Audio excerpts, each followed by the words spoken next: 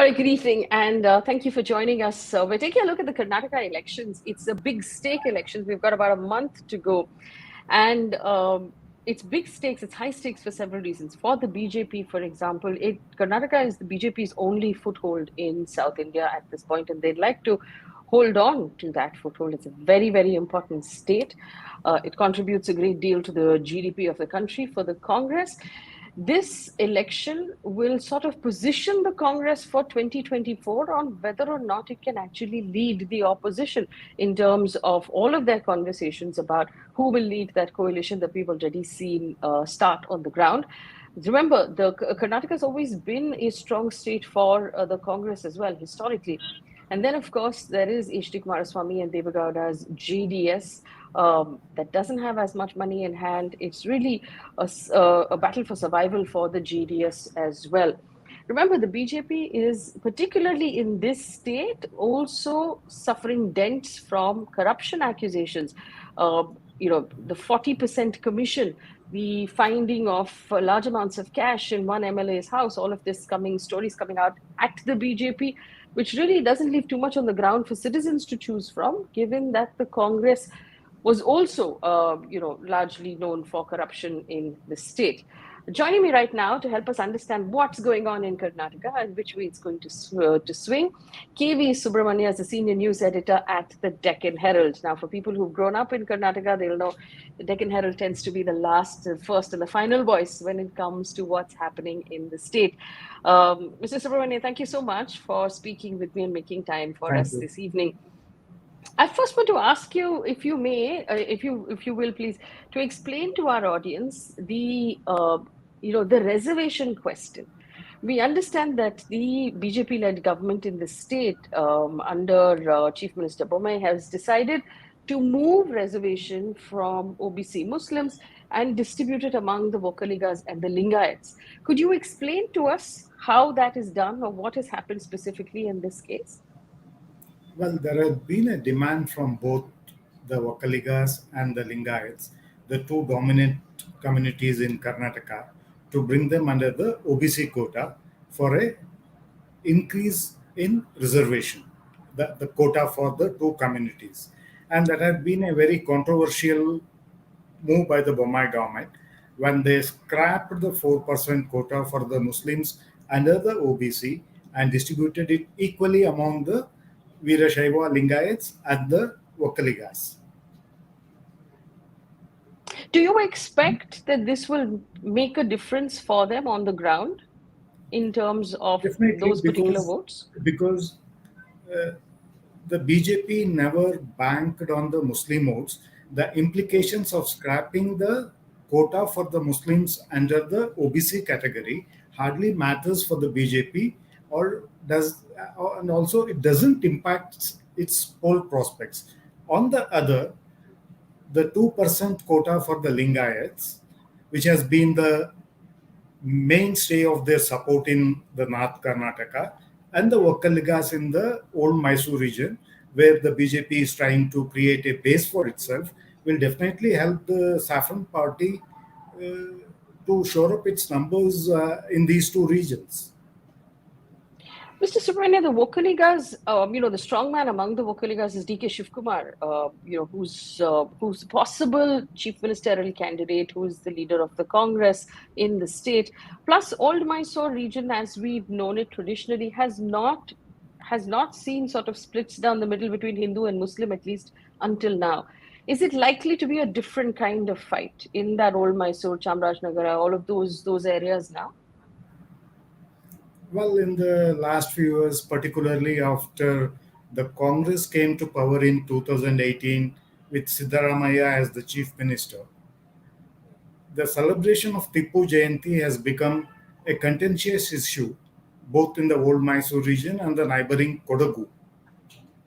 So BJP is trying to build on this, saying that who is in favor of Tippu and who is in favor of Savarkar.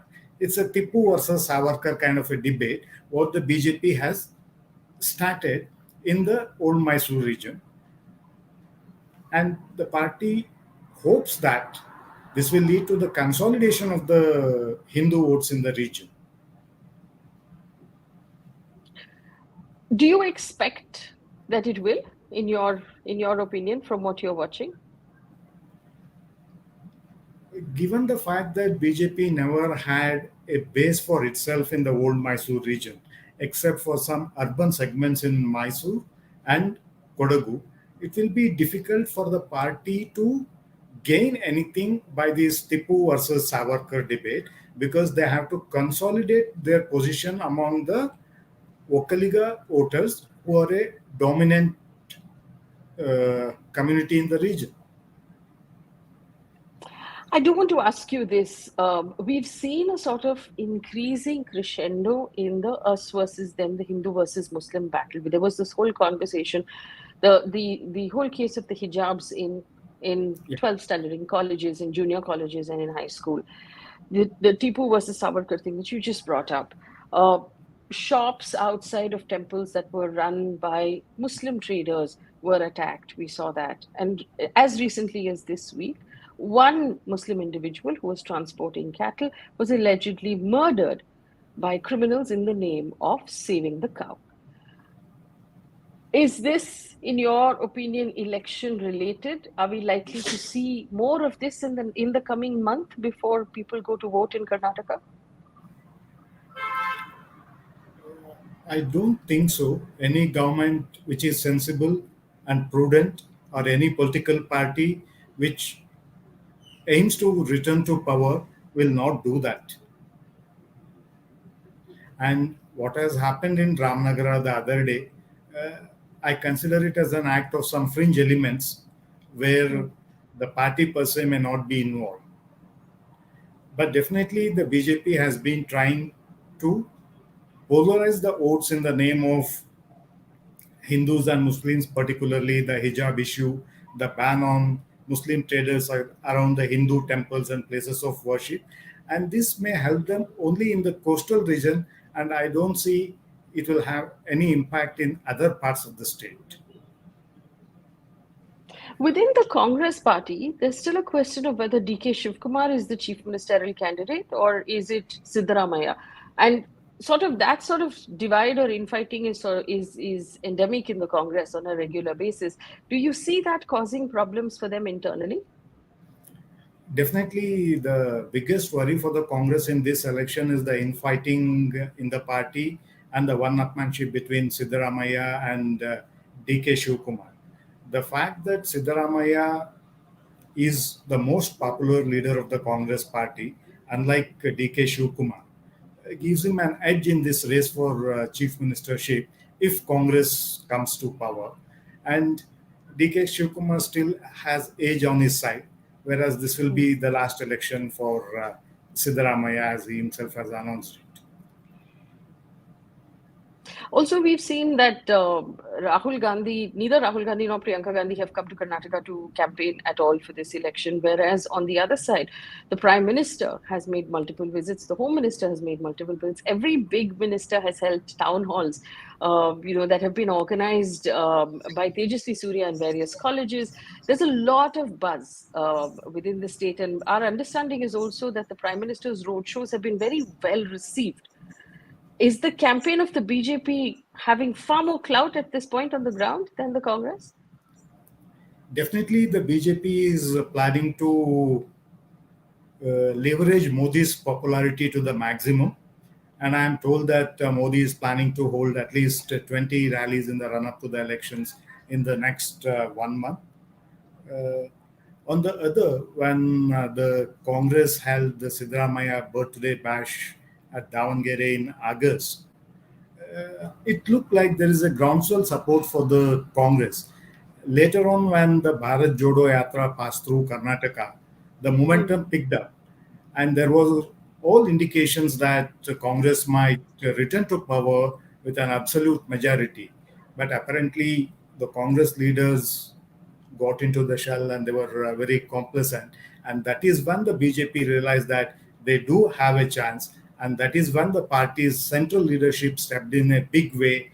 Amit Shah started visiting the state quite frequently, holding strategy meets, meeting different religious groups, etc., etc. And Modi himself made a couple of visits, and they started reaching out to cross sections of society. It may be the first time voters, students, and beneficiaries of various government schemes. And I think this is a big shift in the BJP's campaign strategy that has happened in the last 3-4 weeks. Talking about the JDS specifically, again, the JDS has been relatively quiet in that sense, although, Mr. Kumaraswamy has said, strongly stood by the Muslim citizens in a couple of the issues that we talked about. Is there a possibility of the JDS and the BJP being allies in the future? Can you repeat the last sentence, please?